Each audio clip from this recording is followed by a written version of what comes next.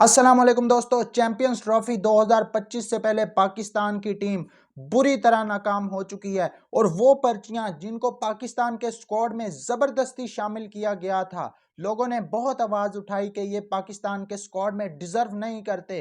अब वही पर्चियां पाकिस्तान के स्क्वाड के गले की हड्डी बन गई हैं, क्योंकि आईसीसी की 12 फरवरी की डेडलाइन भी गुजर चुकी है जब तक आप स्क्वाड चेंज कर सकते थे। अब उसके बाद क्या पाकिस्तानी टीम में कोई तब्दीली की गुंजाइश है? क्या पाकिस्तान का जो स्क्वाड है उसमें कोई तब्दीली की जा सकती है? तो इसका जवाब है बिल्कुल की जा सकती है। लेकिन क्या पाकिस्तान के स्क्वाड में तब्दीली होगी? असल सवाल ये पैदा होता है। इसके बारे में आज की वीडियो में बात करेंगे कि किस तरह पाकिस्तान के स्क्वाड में तब्दीली की जा सकती है चैंपियंस ट्रॉफी के स्क्वाड में, जिसकी अशद ज़रूरत है।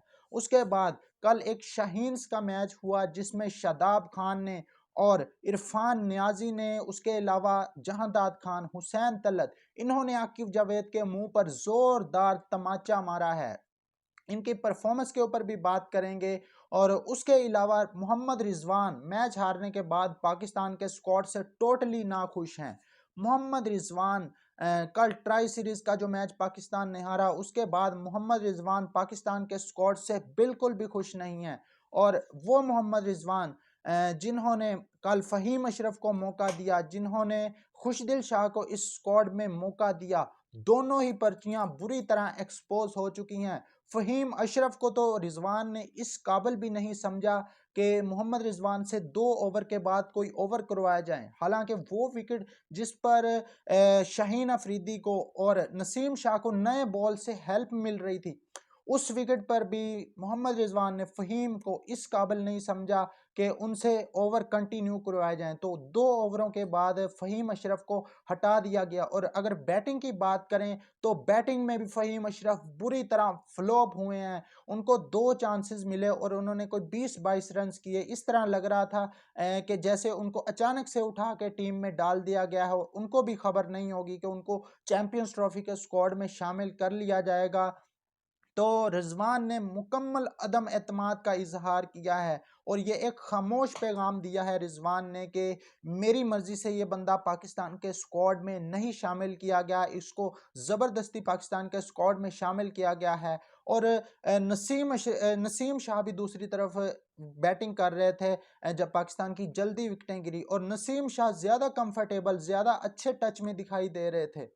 नसीम शाह को कोई ऑलराउंडर नहीं मानता, नसीम शाह को हम बॉलर मानते हैं, लेकिन नसीम शाह फ़हीम अशरफ से बेहतर बैटिंग कर रहे थे। दूसरी तरफ फ़हीम अशरफ को भी 2 चांसेस मिले और उन्होंने कोई 20-22 रन स्कोर किए और कोई भी उन्होंने अपनी बैटिंग में छक्का नहीं लगाया और हमने उनको फिनिशर के तौर पर रखा हुआ है। लानत है ऐसी सिलेक्शन पर जो पाकिस्तान टीम में पाकिस्तान के चैंपियंस ट्रॉफी स्क्वाड में की गई, और इसने पाकिस्तान के पूरे सिस्टम को बुरी तरह एक्सपोज कर दिया है। जिस तरह हमारा पूरा करप्ट सिस्टम है, इसी तरह पाकिस्तानी टीम में भी इसी तरह खिलाड़ी पाकिस्तान के स्क्वाड में इस दफा चैंपियंस ट्रॉफी के स्क्वाड में शामिल किए गए हैं। और आकिब जावेद भी जो है वो इनको डिफेंड कर रहे हैं और आकिब जावेद को भी यही पैगाम दिया गया है कि आपने चुप करके इसी स्क्वाड के साथ जाना है। लोग जो मर्जी बातें करते रहें, इनके कान पर जूं तक नहीं रेंगी अभी तक पाकिस्तान का स्क्वाड बुरी तरह एक्सपोज होने के बावजूद भी। और जहां से ये स्क्वाड आया है मुझे भी पता है, आपको भी पता है, ना ये स्क्वाड रिजवान की मर्जी का है और ना ये स्क्वाड आकिब जावेद की मर्जी का है। तो अब बात कर लेते हैं जी शादाब खान, जिन्होंने कल ज़बरदस्त परफॉर्म किया, 3 विकेटें ली अफगानिस्तान के खिलाफ लाहौर के कजाफी स्टेडियम में और वन साइडेड हराया अपनी कप्तानी में शादाब खान ने अफगानिस्तान की टीम को। दूसरी तरफ इरफान नियाजी ने भी 50 रन स्कोर किए, उन्होंने भी एक तेज़ 50 स्कोर की नंबर 5 पर आकर। और उसके अलावा हुसैन तलत ने भी 60+ रन किए और उसके अलावा जहांदाद खान ने भी एक विकेट ली और उन्होंने भी कोई 25-30 रन स्कोर किए।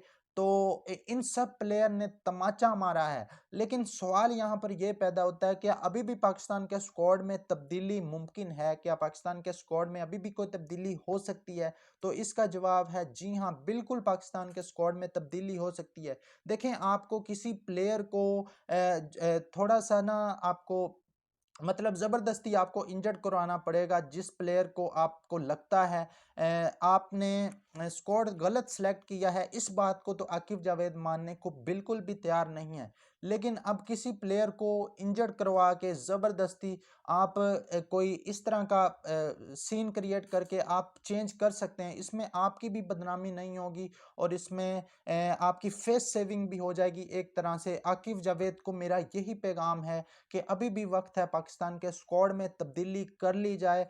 ना ही पाकिस्तान के स्क्वाड में फ़हीम अशरफ डिज़र्व करता है, ना ही खुशदिल शाह डिज़र्व करता है। यार खुशदिल शाह से अच्छा फिर आप मोहम्मद नवाज़ को शामिल कर लेते, उससे अच्छा आप शादाब खान को पाकिस्तान के स्क्वाड में शामिल कर लेते, उससे अच्छा इफ्तिखार को लोग कह रहे हैं आप पाकिस्तान के स्क्वाड में शामिल कर लेते। कम से कम वो इससे बेहतर बैटिंग और बॉलिंग तो कर सकते हैं वो तीनों प्लेयर। बाकी दोस्तों आप लोगों की क्या राय है इस बारे में कमेंट बॉक्स में ज़रूर बताना है। और इन पर्चियों के खिलाफ हमने आवाज़ उठाते रहना है जब तक इन पर्चियों को पाकिस्तान के स्क्वाड से बाहर नहीं किया जा सकता, नहीं किया जाता।